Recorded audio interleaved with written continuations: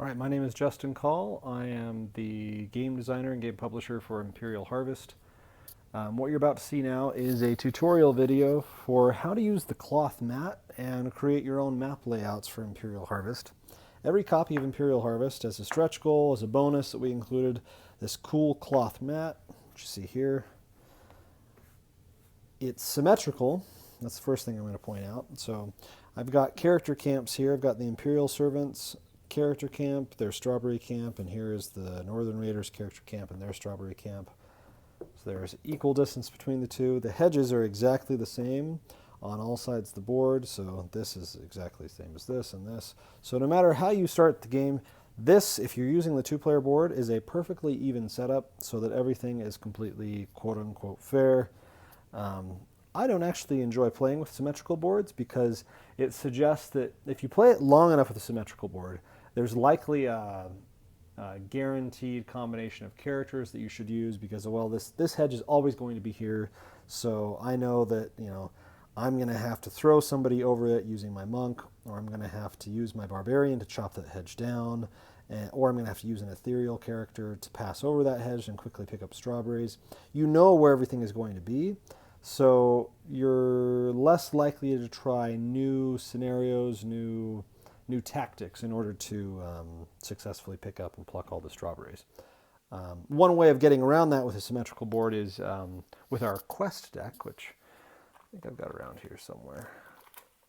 So here's our quest deck.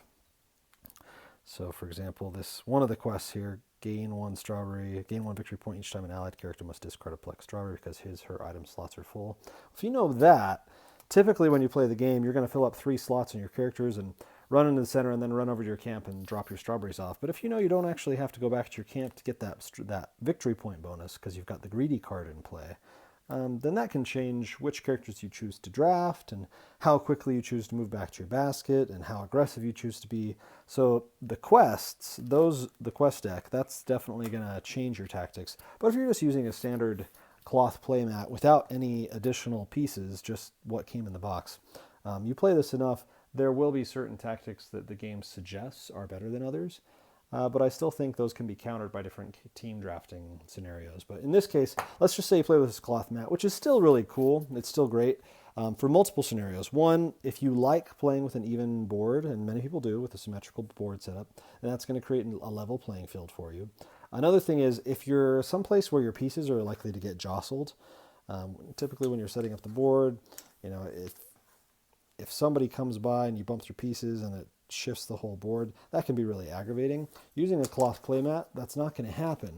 And you can shift your strawberry tokens that are on here, your character tokens. You can shift the whole thing. So if somebody else needs to use part of the table you're on, it's really easy to move your game. So that's kind of nice. But you can also do fun things like this. I'm not going to put the moats on because it's redundant, but although, you could, if you're being creative, you could try interesting scenarios where you, now this is just one example of a way you could use a moat, but if you want, there's no wrong way to set up your Imperial Harvest board. As you can see here, now I have a moat that's very different.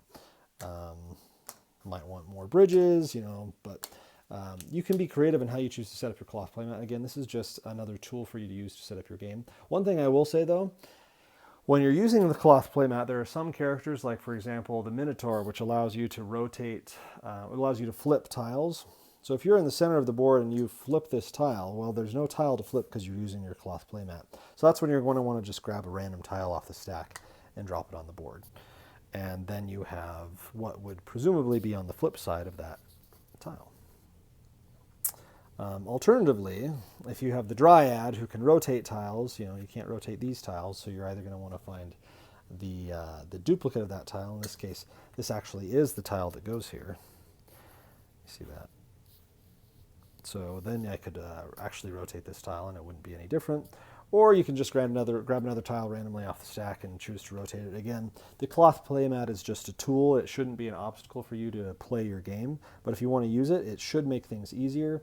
Even if you just want to use it as an outline for, okay, you know what, this is how I'm supposed to set up the board. I actually don't want a symmetrical board, but I would like to quickly set up my board, and this is going to tell me where I need to place all my bridges and well, not your bridges, but your garden tiles.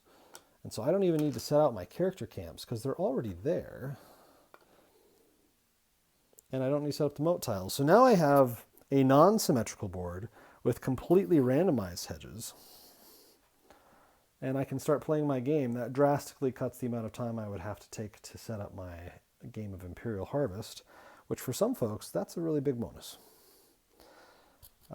There are other ways, of course, again, oh, I forgot to add these last two tiles, but now again, if you've got the cloth playmat, that's going to allow you to shift your board around. What else can you use your cloth playmat for? There's a lot of options.